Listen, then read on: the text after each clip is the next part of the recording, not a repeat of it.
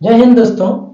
तो आज हम लोग अपने पहले चैप्टर वैद्युत आवेश तथा कूलाम के नियम से संबंधित आज हम लोग पढ़ेंगे इंपॉर्टेंट न्यूमेरिकल्स, जिसको अक्सर परीक्षाओं में क्या करता है, पूछता है। तो पहला सवाल हम लेकर आए हैं, छोटा सा सवाल है। पहले छोटे से हम लोग शुरुआत करेंगे और फिर हम लोग बड़े बड़े और डिफिकल्ट क्वेश्चन को भी सॉल्व करना सीखेंगे। तो पहला सवाल है कि एक चालक पर 2.4 गुणे 10 के पावर -18 कूलाम धन आवेश है। 2.4 गुणे 10 के पावर -18 कूलाम धन आवेश है। इस चालक पर कितने इलेक्ट्रॉनों की अधिकता या फिर क्या है, कमी है। तो चलिए, चालक पर आवेश कितना दिया है। चालक पर आपको आवेश दिया है, Q बराबर दिया है 2.4 गुणे 10 के पावर -18 कूलाम, ये दिया है। आपको इलेक्ट्रॉनों की संख्या पूछ रहा है, इलेक्ट्रॉनों की संख्या n पूछ रहा है, n का मान। तो हम लोग जानते हैं, हम लोग क्या जानते हैं भाई, हम जानते हैं Q बराबर होता है n इंटू E। तो n बराबर क्या हो जाएगा, n बराबर हो जाएगा Q बाई E। Q का मान जो होता है दिया हुआ है 2.4 गुणे 10 के पावर -18। और यहां पर इलेक्ट्रॉन पर आवेश कितना होता है, तो इलेक्ट्रॉन पर आवेश होता है 1.67 गुणे 10 के पावर -19। ई जो होता है इलेक्ट्रॉन पर आवेश होता है, इसका मान 1.6 गुणे 10 के पावर -19 कूलाम होता है। तो ई का मान 1.6 गुणे 10 के पावर -19। अब आप देख सकते हैं ये एक अंक पर दशमलव, ये भी एक अंक पर खत्म। ये आ जाएगा 24/60। ये 10 के पावर -18, ये देखिए -18 है, ये ऊपर चला जाएगा तो 10 के पावर क्या हो जाएगा, +19। आप यहाँ पर देख सकते हैं क्या है, यहाँ पर आप देखिए आधार बराबर है तो ये घात घट जाएगी। 19 में से 18 घात घटेगा तो ये आ जाएगा 10 के घात 1। इसको कटा सकते हैं आप, 4 छक्के 24 और 4 चौके 16, फिर 2 3 6 और 2 दूना के 4, ये आ गया 3/2। और ये आप कटा सकते हैं, 2 5 10, 5 3 15, अर्थात 15 इलेक्ट्रॉनों की, अब पूछा है कमी है या अधिकता है। तो चूंकि चालक पर धन आवेश है, चूंकि चालक पर धन आवेश है, अतः आप जानते हैं यदि किसी चालक पर इलेक्ट्रॉनों की अधिकता होगी तो वहां पर ऋण आवेश होगा, और इलेक्ट्रॉनों की कमी होगी तो क्या होगा, धन आवेश। तो यहाँ पर धन आवेश है, अर्थात इलेक्ट्रॉनों की क्या है, कमी है। चूंकि चालक पर धन आवेश है, अतः चालक में 15 इलेक्ट्रॉनों की कमी है, 15 इलेक्ट्रॉनों की कमी है, 15 इलेक्ट्रॉनों की कमी है। तो हम लोगों से यही सवाल भी पूछा था कि कितने इलेक्ट्रॉनों की कमी या अधिकता है। तो किसी परमाणु या चालक पर जब धन आवेश होगा तो इलेक्ट्रॉनों की कमी होगी, और जब ऋण आवेश होगा तो इलेक्ट्रॉनों की क्या होगी, अधिकता होगी। तो आप चाहेंगे तो इसका स्क्रीनशॉट आप ले सकते हैं।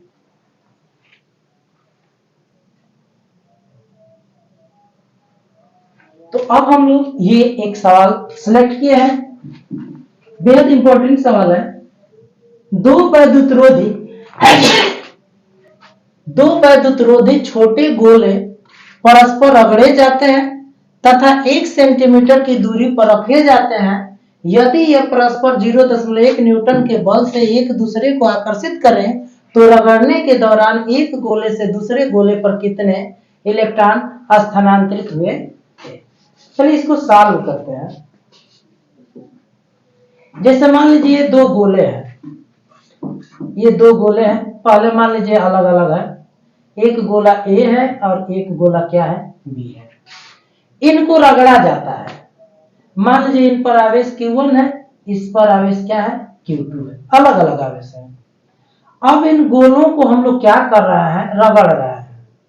इन गोलों को हम लोग क्या कर रहा है, रगड़ने पर, रगड़ेंगे ए और बी पर तो आवेश का आदान प्रदान होगा। जिस पर ज्यादा आवेश होगा उससे आवेश, जिसमें कम आवेश होगा उस पर स्थानांतरित होगा। और कब तक स्थानांतरित होगा, जब तक कि दोनों पर आवेश का बराबर न हो जाए। तो मान लेते हैं रगड़ने पर दोनों पर आवेश Q हो गया है और इनके बाद इन दोनों गोलों को अलग अलग रख दिया जाता है, 1 सेंटीमीटर की दूरी पर रख दिया जाता है। दोनों गोलों को कितनी दूरी पर रख दिया जाता है, 1 सेंटीमीटर की दूरी पर रख दिया जाता है। ये ए है और ये बी है। दोनों पर क्या हो जाएगा, समान आवेश आ जाएगा। तो जब दो गोलों को आपस में रगड़ा जाएगा तो दोनों गोलों पर क्या आ जाएगा, समान आवेश आ जाएगा। इस पर जितना आवेश आएगा उतना इस पर, क्योंकि आवेश का आदान प्रदान होगा और तब तक होगा जब तक कि दोनों गोलों पर आवेश बराबर न हो जाए। तो हम मान लेते हैं कि दोनों गोलों पर आवेश क्या है, Q है। रगड़ने पर दोनों गोलों पर समान आवेश होगा, समान आवेश होगा। दोनों गोलों पर समान आवेश होगा, हमने Q मान लिया है।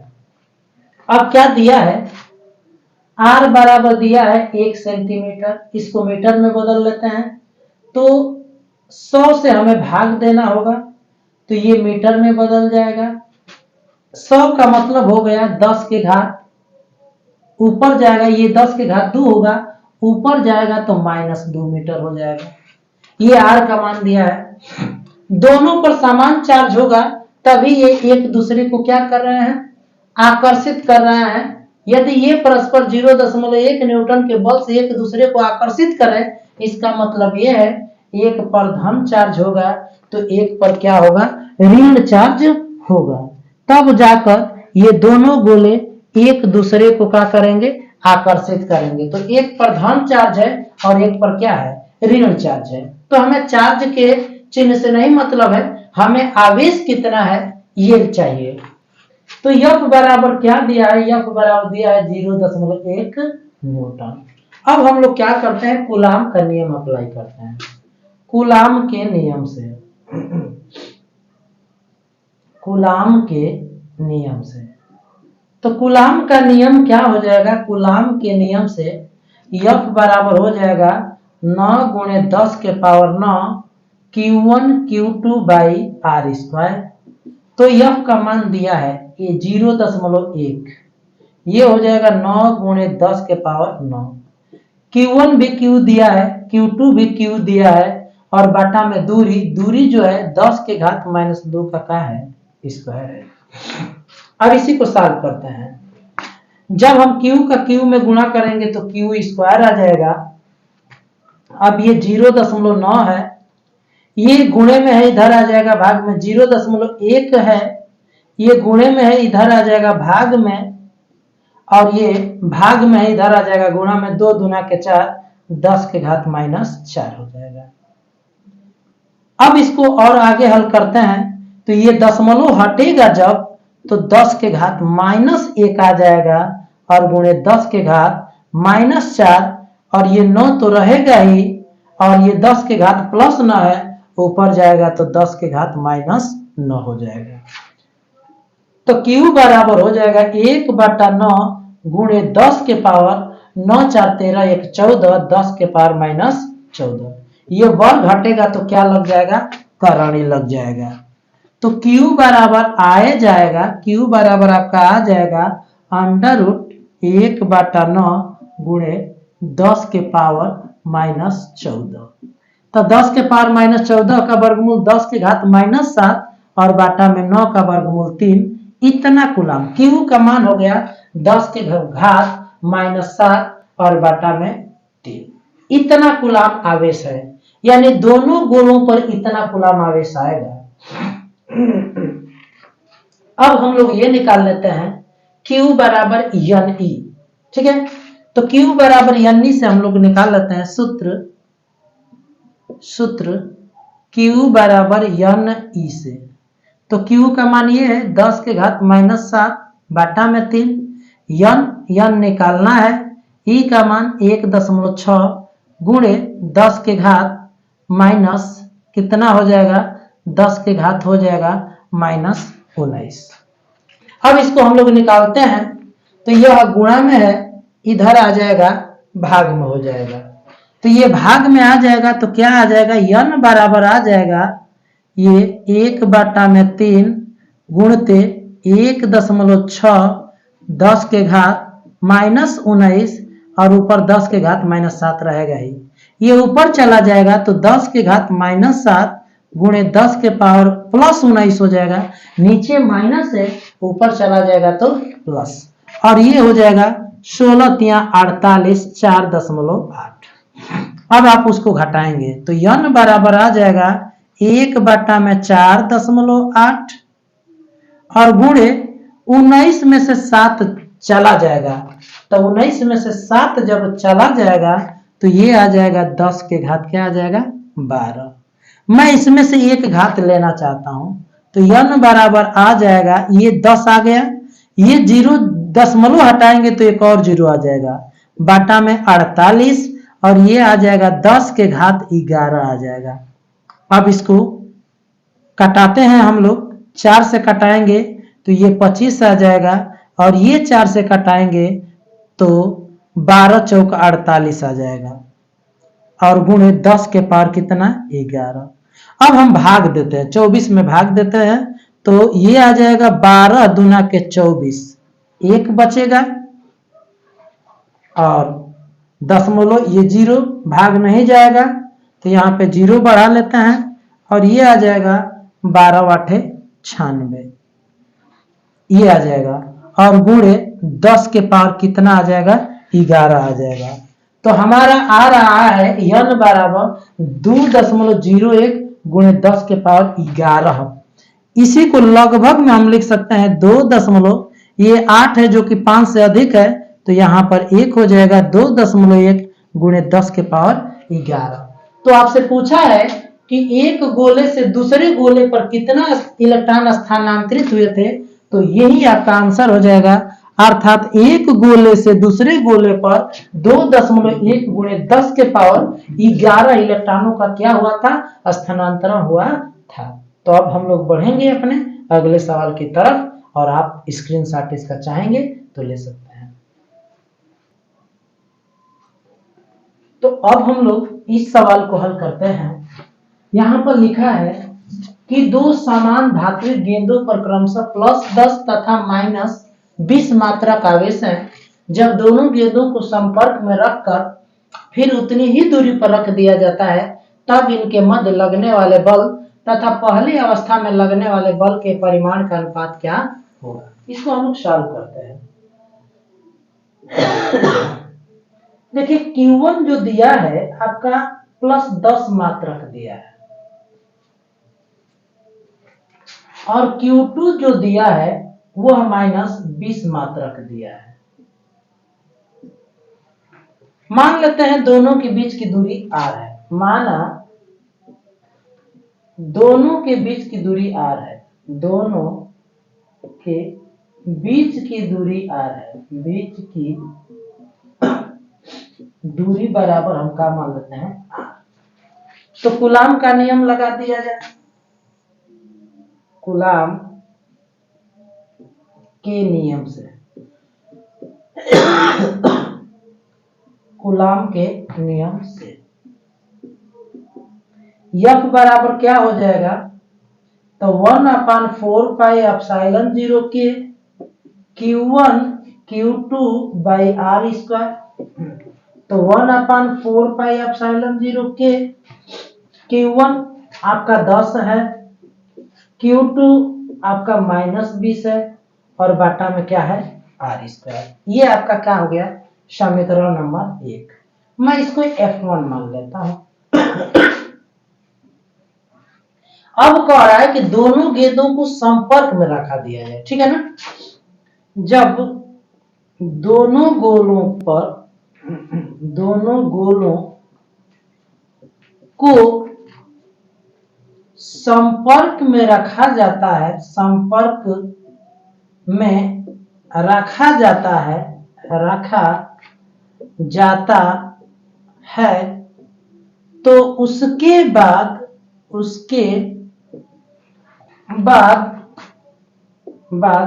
बाद दोनों गोलों पर आवेश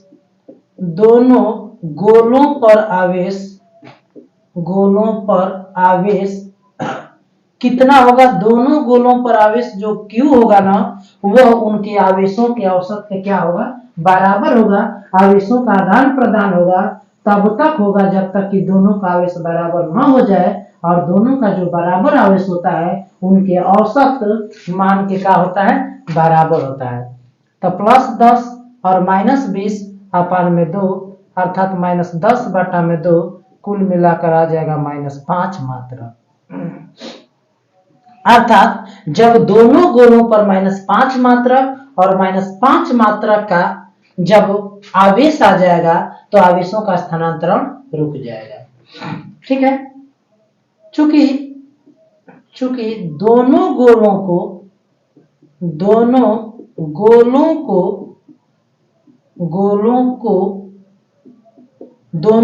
को उतनी ही दूरी पर रखा जाता है, उतनी ही दूरी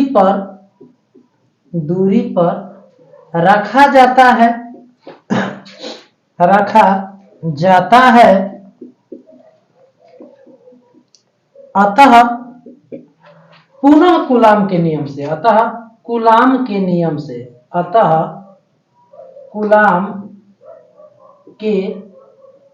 से पुनः कूलाम का नियम हम लोग लगा दें, तो पुनः कूलाम का जब नियम लगा देंगे तो F2 बराबर आ जाएगा 1/4πε0K। Q1 आपका -5 मात्रक होगा, Q2 भी -5 मात्रक होगा, और बाटा में R², दूरी उतना ही है तो दूरी ये हो जाएगा R²। आपसे कह रहा है कि अनुपात ज्ञात करना है, तो आप अनुपात ज्ञात कीजिए। समीकरण 1 में 2 से भाग दीजिए, समीकरण 1 बटा में 2 अर्थात F1 और बटा में क्या? F2। तो F1 1/4πε0K, ये है आपका 10 - 20 बटा में R², और ये है 1/4πε0K, ε0K -5 है पहले गोले पर, दूसरे गोले पर भी -5 है बटा में R²। ये कैंसिल हो जाएगा, R से R² कैंसिल हो जाएगा, तो F1 बटा F2 बराबर आ जाएगा, ये आ जाएगा -200 और बटा में ये 25।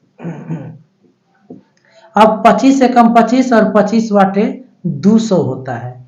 तो आपसे पूछा है कि दोनों गेंदों को स्पर्श में रखकर फिर उतनी ही दूरी पर रखा जाता है, तब इनके मध्य लगने वाले बल तथा पहली अवस्था में लगने वाले बल के परिमाण का अनुपात ज्ञात करना है, अर्थात F2 बटा में F1 का अनुपात ज्ञात करना है। तो इसे उल्टा करना पड़ेगा, 1 बटा क्या हो जाएगा? -8 हो जाएगा। 1 बटा क्या हो जाएगा? -8। ये माइनस इसलिए आ रहा है कि पहली दशा में आपका आकर्षण बल लगेगा, जबकि दूसरी दशा में जब दोनों का चार्ज -5 कूलम हो जाएगा तो प्रतिकर्षण बल लगेगा। अर्थात एक बल F1 होगा आकर्षण, तो F2 क्या होगा? प्रतिकर्षण हो जाएगा। ठीक है, तो इसलिए ये जो रेशियो है वो अनुपात आ रहा है, माइनस में आ रहा है। यदि परिमाण का अनुपात किया जाए, F2 बटा में F1 कहा जाए, तो ये कितना आ जाएगा?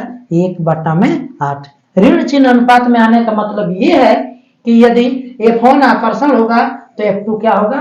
प्रतिकर्षण होगा, या फिर उनके परिमाण का जो अनुपात होगा वो क्या होगा? 1/8 होगा। अर्थात F2 रेशियो F1 ये होगा 1:8। तो ये आपका बहुत ही अच्छा और प्यारा सवाल था, और ये इसका क्या हो गया? आंसर हो गया। तो आप चाहेंगे तो इसका स्क्रीनशॉट आप ले सकते हैं। अब ये सवाल दिया है, एक समषटभुज प्रत्येक भुजा की लंबाई L है। ये समषटभुज है, अर्थात सभी भुजा की लंबाई क्या है? L है। ये भी L है, ये भी L, ये भी L, ये भी L, ये भी L, ये भी L। कि कोनों A B C D E पर क्यू कूलम आवेश रखा है, केंद्र ओ पर रखे माइनस क्यू आवेश पर कितना बल कार्य करेगा। तो इस आवेश पर लगा हुआ बल हमें निकालना है। तो चलिए हम लोग ए पर स्थित आवेश के कारण बल निकालते हैं और डी पर स्थित आवेश के कारण बल निकालते हैं, फिर बी पर कारण स्थित बल स्थिर आवेश के कारण बल निकालते हैं और ई पर कारण स्थित आवेश के कारण इस पर बल निकालते हैं। ठीक है, तो मैं लिखूंगा चूंकि ए पर स्थित आवेश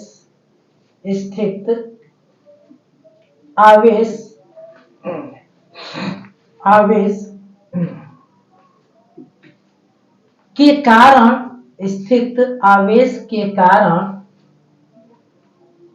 कारण माइनस क्यू पर बल तथा डी पर स्थित आवेश के कारण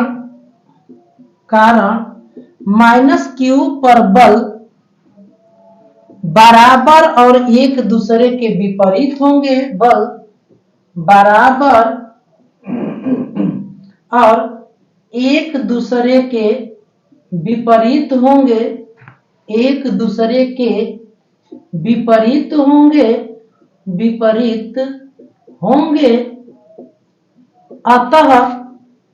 अतः ये एक दूसरे के प्रभाव को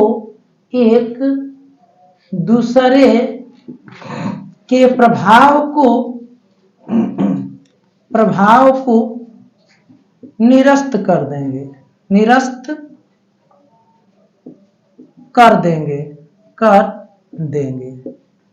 समझ लेते हैं इस बात को। देखिए ये दूरी और ये दूरी समान होते हैं, केंद्र से ये दूरी और केंद्र से ये दूरी समान होती है। जब समान होती है, यह चार्ज समान है, ये चार्ज और ये चार्ज समान है, तो इनके बीच उतना ही बल लगेगा जितना कि इनके बीच बल लगेगा, क्योंकि चार्ज समान है और दूरी समान है। जब चार्ज समान और दूरी समान है तो इसके बीच बल और इन दोनों के बीच बल बराबर और दिशा का होगा विपरीत होगा, अतः ये दोनों एक दूसरे के प्रभाव को निरस्त कर देंगे। इसी प्रकार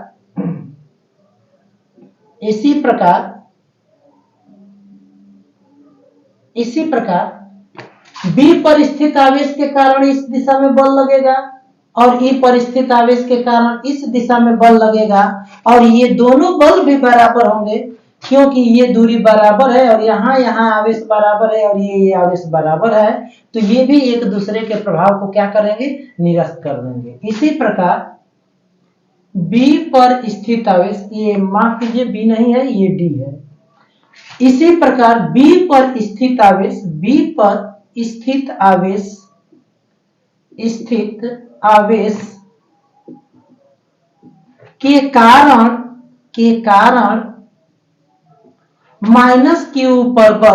के कारण माइनस क्यू पर बल ई पर स्थित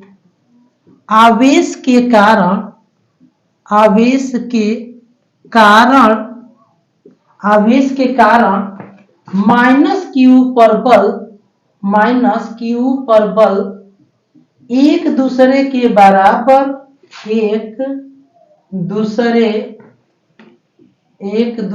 के बराबर और विपरीत होंगे,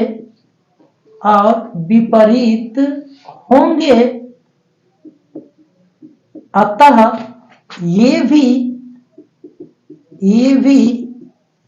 एक दूसरे के प्रभाव को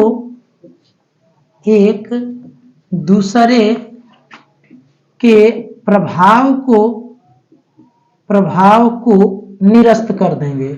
एक दूसरे के प्रभाव को क्या करेंगे, ये भी निरस्त कर देंगे।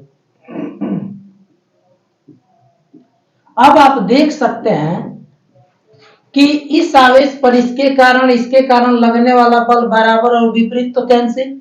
इस आवेश और इस आवेश के कारण लगने वाला बल बराबर और विपरीत होने के कारण कैंसिल। केवल C पर स्थित आवेश के कारण लगा हुआ बल लगेगा। अतः केवल C के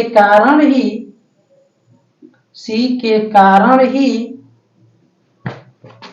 माइनस Q पर नेट बल कार्य करेगा। तो इसका मतलब ये हुआ कि माइनस Q पर केवल C पर स्थित आवेश के कारण ही बल कार्य करेगा। तो कूलाम का नियम लगा दीजिए। कूलाम के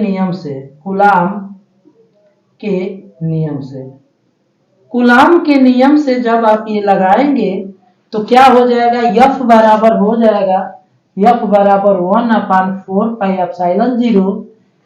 Q1 Q2 होता है तो Q इंटू Q, और बाटा में ये दूरी क्या होगी, तो ये जो दूरी होगी वह आपके भुजा के बराबर ही होगी, क्योंकि ये पूरा 360 अंश का कोण होता है। 1 2 3 4 5 6 हिस्सा है, तो ये 60 अंश का कोण हो जाएगा। ये कितना अंश का कोण हो जाएगा, 60। और ये भुजा इस भुजा के बराबर है, तो ये भी 60, ये भी 60। एक तरह से यह समबाहु त्रिभुज हो जाएगा। तो ओसी की भी लंबाई क्या हो जाएगी, यल हो जाएगी। ठीक है ना। बटा में आर स्क्वायर, यानी कि ये हो जाएगा ओसी का स्क्वायर, और ओसी बराबर हो जाएगा, ठीक है ना, भुजा के बराबर हो जाएगा, अर्थात ये एल के बराबर हो जाएगा। तो एफ बराबर 1/4πε0 क्यू स्क्वायर बटा में एल स्क्वायर। और इसकी दिशा कितनी होगी, तो इस आवेश पर यह आवेश ओसी दिशा में बल लगाएगा, यानी कि वेक्टर ओसी दिशा में, ओ से सी की दिशा में बल लगेगा इस आवेश पर। तो ये आप चाहेंगे तो इसका स्क्रीनशॉट आप ले सकते हैं। तो आज हमने चैप्टर 1 यानी जिसका नाम था वैद्युत आवेश तथा कूलाम के नियम, इससे संबंधित कुछ हमने महत्वपूर्ण सवालों को सिलेक्ट किया और आप तक पहुंचाया। तो मुझे आशा है कि ये वीडियो आपको बेहद पसंद आया होगा। तो इस वीडियो को आप अपने दोस्तों में ज्यादा से ज्यादा शेयर करें और लाइक करें, कमेंट करें। जय हिंद, जय भारत।